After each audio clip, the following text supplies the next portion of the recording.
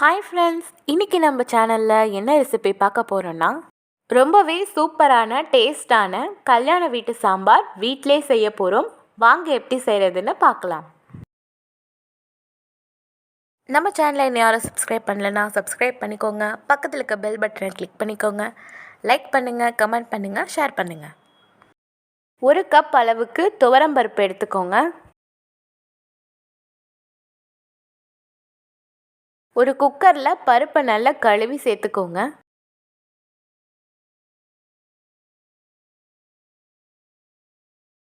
பருப்பு நல்லா மூழ்கிற அளவுக்கு தண்ணி ஆட் பண்ணிக்கோங்க. ஒரு 4 பழுத்த தக்காளி பழத்தை இந்த மாதிரி 4ஆக கட் பண்ணி சேர்த்துக்கோங்க.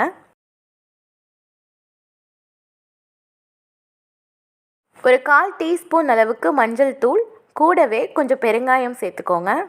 இப்போ இதை நல்லா மூடி ஒரு 5லேருந்து 6 விசில் விட்டுக்கோங்க. 6 விசில் வந்ததும் ப்ரெஷர் போனதுக்கப்புறம் நம்ம குக்கரை ஓப்பன் பண்ணி பார்க்கலாம். பாருங்கள், பருப்பு தக்காளி எல்லாம் எப்படி நல்லா வெந்து வந்திருக்குன்னு. இப்போ இது ஒரு ஓரமாக எடுத்து வச்சுக்கலாம். இப்போது சாம்பாருக்கு தேவையான காய்கறியெல்லாம் கட் பண்ணி வச்சுக்கலாம். நான் முருங்கைக்காய், உருளைக்கிழங்கு, கத்திரிக்காய், மாங்காய் எடுத்திருக்கேன். உங்களுக்கு கேரட், பீன்ஸ் அந்த மாதிரி சேர்த்துக்கணுன்னாலும் உங்கள் விருப்பப்படி நீங்கள் சேர்த்துக்கோங்க. இப்போ ஒரு கடாயில் 3 டேபிள் ஸ்பூன் எண்ணெய் சேர்த்துக்கோங்க. எண்ணெய் நல்லா சூடானதும் கொஞ்சமாக கடுகு சேர்த்துக்கோங்க. கடுகு நல்லா வெடித்து வந்ததும் ஒரு 10 சின்ன வெங்காயத்தை சின்னதாக கட் பண்ணி சேர்த்துக்கோங்க. ஒரு கொத்து கருவேப்பிலை சேர்த்து நல்லா வதக்கி விட்டுருங்க. சாம்பாருக்கு எப்போவுமே சின்ன வெங்காயம் ஆட் பண்ணிக்கோங்க, அப்போ தான் டேஸ்ட்டு சூப்பராக இருக்கும். வெங்காயம் நல்லா வதங்கி வந்துடுச்சு. இப்போ நம்ம கட் பண்ணி வச்சுருந்த வெஜிடபிள்ஸை சேர்த்துக்கலாம். மாங்காய் மட்டும் கடைசியாக கொதிக்கும்போது ஆட் பண்ணிக்கோங்க. இப்போவே சேர்த்திங்கன்னா கரைஞ்சி போயிடும். வெஜிடபிள்ஸ் எல்லாத்தையும் எண்ணெயிலே 1 நிமிஷம் அளவுக்கு நல்லா மிக்ஸ் பண்ணி எடுத்துக்கோங்க. காயெல்லாம் மூழ்கிற அளவுக்கு தண்ணி ஆட் பண்ணிக்கோங்க. நான் வேக வச்ச பருப்பில் கொஞ்சம் தண்ணி ஆட் பண்ணி அதை வடிகட்டி உள்ளே சேர்த்துக்கிறேன். இந்த மாதிரி நீங்கள் சேர்த்திங்கன்னா டேஸ்ட் இன்னும் சூப்பராக இருக்கும். 1/4 டீஸ்பூன் அளவுக்கு மஞ்சள் தூள், 2 டேபிள் ஸ்பூன் மிளகாய்த்தூள் உங்கள் காரத்துக்கு ஏற்ற மாதிரி சேர்த்துக்கோங்க. 3 டேபிள் ஸ்பூன் குழம்பு சாம்பார் தூள், நீங்கள் வீட்டில் ரெகுலராக யூஸ் பண்ணுறது சேர்த்துக்கோங்க. கடைசியாக 1 டேபிள் ஸ்பூன் அளவுக்கு உப்பு சேர்த்து நல்லா கொதிக்க விட்டுருங்க. இது நல்லா கொதிச்சிட்ருக்கட்டும், நம்ம சீக்ரெட் மசாலா தயாரிச்சிடலாம். ஒரு கடாயில் ஒரு 6 வரமிளகாவை ட்ரை ரோஸ்ட் பண்ணி எடுத்துக்கோங்க.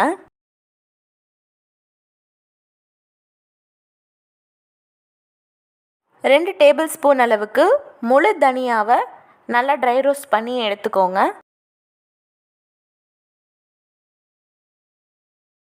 அடுத்ததாக 1 டேபிள் ஸ்பூன் அளவுக்கு கடலைப்பருப்பை ட்ரை ரோஸ்ட் பண்ணி எடுத்துக்கோங்க. 1 டீஸ்பூன் உளுத்தம்பருப்பு, 1 டீஸ்பூன் சீரகம், 1 டீஸ்பூன் அளவுக்கு வெந்தயம் எல்லாத்தையுமே தனித்தனியாக ட்ரை ரோஸ்ட் பண்ணி எடுத்துக்கோங்க. எல்லாத்தையுமே இந்த மாதிரி தனித்தனியாக ட்ரை ரோஸ்ட் பண்ணி எடுத்துக்கிட்டால் ஈவனாக குக்காக இருக்கும், கருகாமல் இருக்கும். அதுக்காக தான். 1 டீஸ்பூன் அளவுக்கு சோம்பு, கடைசியாக 1 டீஸ்பூன் அளவுக்கு மிளகு சேர்த்து நல்லா ட்ரை ரோஸ்ட் பண்ணி விட்டுருங்க. நம்ம ட்ரை ரோஸ்ட் பண்ண எல்லாத்தையுமே ஒரு பிளேட்டில் வச்சு நல்லா ஆற விட்டுருங்க. 1 மூடி தேங்காவை நல்லா பேஸ்ட் மாதிரி அரைச்சி எடுத்துக்கோங்க.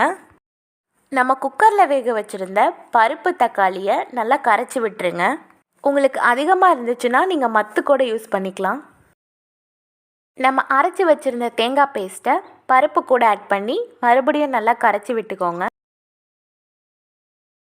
கொஞ்சமாக தண்ணி ஆட் பண்ணிக்கோங்க. காய் நல்லா வெந்து வந்துருச்சு. இப்போ நம்ம கரைச்சி வச்சுருந்த பருப்பு தேங்காயை உள்ளே ஊற்றிக்கலாம். நல்லா மிக்ஸ் பண்ணி விட்டுட்டு 1 நிமிஷத்துக்கு நல்லா கொதிக்க விட்டுருங்க.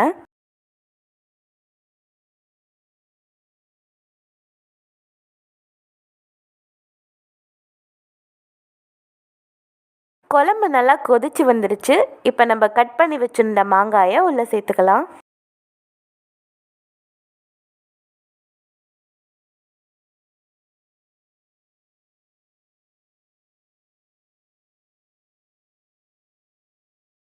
இப்போ நம்ம வறுத்து வச்சுருந்ததை ஒரு மிக்ஸி ஜாரில் போட்டு நல்லா ஃபைன் பவுடராக அரைச்சி எடுத்துக்கலாம்.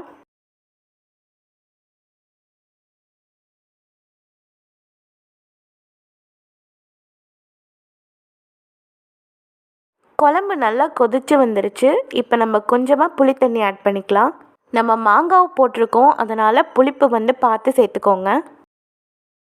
புளி ஊற்றுனதும் ஒரு 2 நிமிஷம் அளவுக்கு நல்லா கொதிக்க விட்டுருங்க.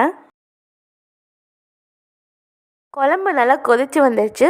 இப்போ நம்ம சீக்ரெட் பொடியை 2 ஸ்பூன் அளவுக்கு சேர்த்துக்கலாம்.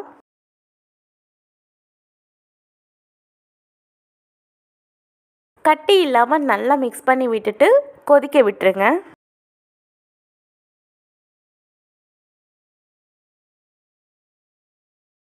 அவ்வளோதான், நம்ம கல்யாண சாம்பார் நல்லா கம கமன்னு ரெடி ஆயிடுச்சு. எக்ஸ்ட்ரா உள்ள மசாலாவை இந்த மாதிரி சின்னதாக ஒரு பாக்ஸில் போட்டு வச்சு நீங்கள் எப்போனாலும் யூஸ் பண்ணிக்கலாம். நீங்களும் இதை வீட்டில் ட்ரை பண்ணி பார்த்துட்டு டேஸ்ட் எப்படி இருக்குன்னு கமெண்ட் பண்ணுங்கள், சப்போர்ட் பண்ணுங்கள். தேங்க்யூ.